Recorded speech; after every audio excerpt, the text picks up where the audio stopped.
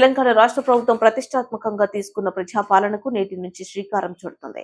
ఈ రోజు నుండి జనవరి 6వ తేదీ వరకు ఆశ్వరావుపేట నియోజకవర్గ పరిధిలోని గ్రామ వార్డు సభలు నిర్వహించి గ్రామ ప్రజల నుంచి దరఖాస్తులు స్వీకరిస్తున్నామని, అభయహస్తం పథకాలు, మహాలక్ష్మి, రైతు భరోసా, గృహజ్యోతి, ఇందిరమ్మ ఇల్లు చేత పథకాల కోసం ఇంటి యాజమాని పేరు, పుట్టిన తేదీ, సామాజిక వర్గం, Aadhaar, ration card, mobile number, వృత్తి, చిరునామా, కుటుంబ సభ్యులందరూ వివరాలు లాంటి 10 అంశాలను పూర్తి చేయాలి. ఆ తర్వాత అభయహస్తం గ్యారంటీ పథకాలు దేనికి దరఖాస్తు చేస్తున్నారో వాటికి టిక్ చేయాలని ప్రభుత్వం ఇచ్చిన ఫామ్ లో పేర్కొన్నారు. దరఖాస్తుతో పాటు ఆధార్, తెల్ల రేషన్ కార్డు జిరాక్స్ ప్రతిని జతపరిచి వివరాలని వాస్తవమేనని ధృవీకరిస్తూ సంతకం చేయాలని అధికారులు తెలిపారు. ఈ కార్యక్రమంలో రెవెన్యూ సిబ్బంది, ప్రభుత్వ అధికారులు, కాంగ్రెస్ పార్టీ నాయకులు, గ్రామ ప్రజలు పాల్గొన్నారు.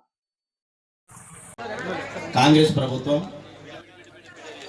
ఇచ్చినటువంటి హామీలని నెరవేర్చే విధంగా కాంగ్రెస్ పార్టీ ఎలక్షన్కి ఎన్నికల ముందు ఇచ్చినటువంటి హామీలు 100 రోజుల లోపల 100% హామీని నెరవేరుస్తామన్న ఆలోచన, ఒక దృఢమైన సంకల్పాన్ని ఏర్పాటు చేసుకొని మరి ముఖ్యమంత్రిగా ప్రమాణ స్వీకారం చేసినటువంటి పెద్దలు ముఖ్యమంత్రి వర్యులు రేవంత్ రెడ్డి గారు కార్యక్రమానికి ప్రజలు ఏదైతే కావాలని కోరుకుంటా ఉన్నారు, తెలంగాణ ప్రజలు ఏవైతే వైఫల్యం చెందిన గత ప్రభుత్వం ఏదైతే వైఫల్యం ద్వారా మనం నష్టపోయామో దాన్ని పూడ్చే కార్యక్రమాన్ని కాంగ్రెస్ ప్రభుత్వం చేపట్టినందుకు చాలా అద్భుతంగా ఈరోజు మహిళలు బస్సులో ప్రయాణం చేస్తా ఉన్నారు.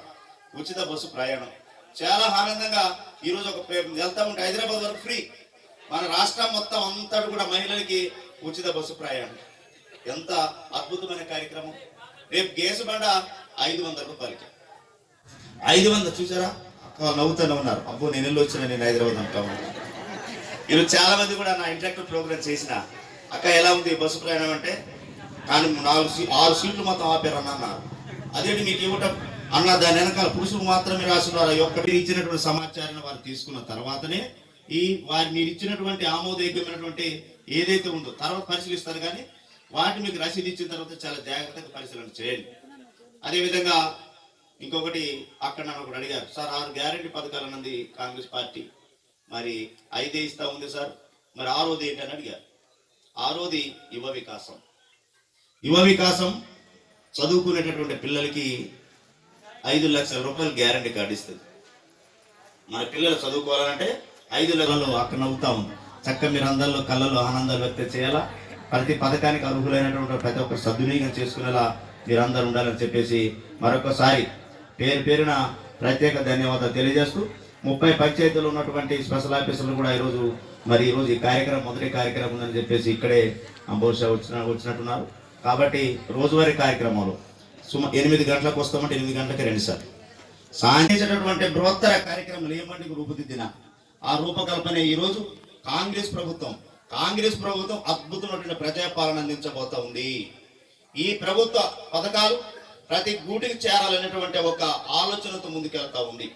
ఒక రాజకీయ వేదిక ద్వారా ఎంతో మందికి సహాయం చేసినటువంటి గొప్ప అదృష్ట భావాన్ని నేను ఆనందంగా, అదేవిధంగా అంత అదృష్టాన్ని కల్పించినటువంటి నియోజకవర్గ ప్రజలకి ప్రత్యేకంగా శిరస్సు ప్రాణవిల్ని మొక్కుతున్నానని చెప్పేసి తెలియజేస్తా ఉన్నా.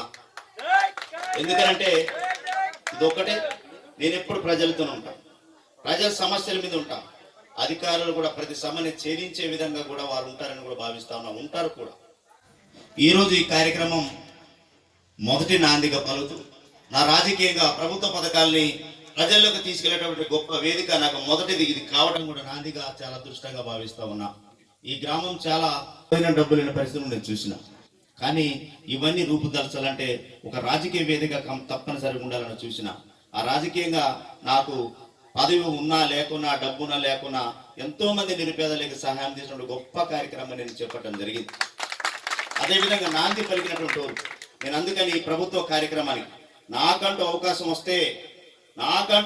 వస్తే ఖచ్చితంగా ఈ గ్రామంలో నాంది పలికే విధంగా ప్రభుత్వ పాలన అద్భుతంగా తీర్చిదిద్దే విధంగా అటు అధికారుల సమన్వయంతో నేను ప్రజలకు వారధగా మేము ఒక అకుంఠిత భావంతో అది మొదటి సంతకంగా మహిళలకి ఉచిత బస్సు ప్రయాణం, అదేవిధంగా రాజు ఆరోగ్యశ్రీ అనే గొప్ప పథకాన్ని ప్రారంభించడంతో పాటు వీటితో పాటుగా ప్రజల మధ్యకు వెళ్ళి ఒక అద్భుతమైన కార్యక్రమాన్ని తీసుకెళ్లే విధంగా ప్రజాపాలన అనే ఒక పేరు మీద ప్రతి ఒక్క గూడెనికి వెళ్ళి అర్హులైనటువంటి ప్రతి ఒక్కరికి కూడా సహాయం అందే విధంగా చూడాలనే తపనతో మంచి కార్యక్రమాన్ని ఏర్పాటు చేసి ఈ కార్యక్రమానికి మరి విచ్చేసినటువంటి ఎంఆర్ఓ గారికి, ఎంపీడీ గారికి, అదేవిధంగా ఎంపీపీ గారికి, సొసైటీ చైర్మన్ గారికి,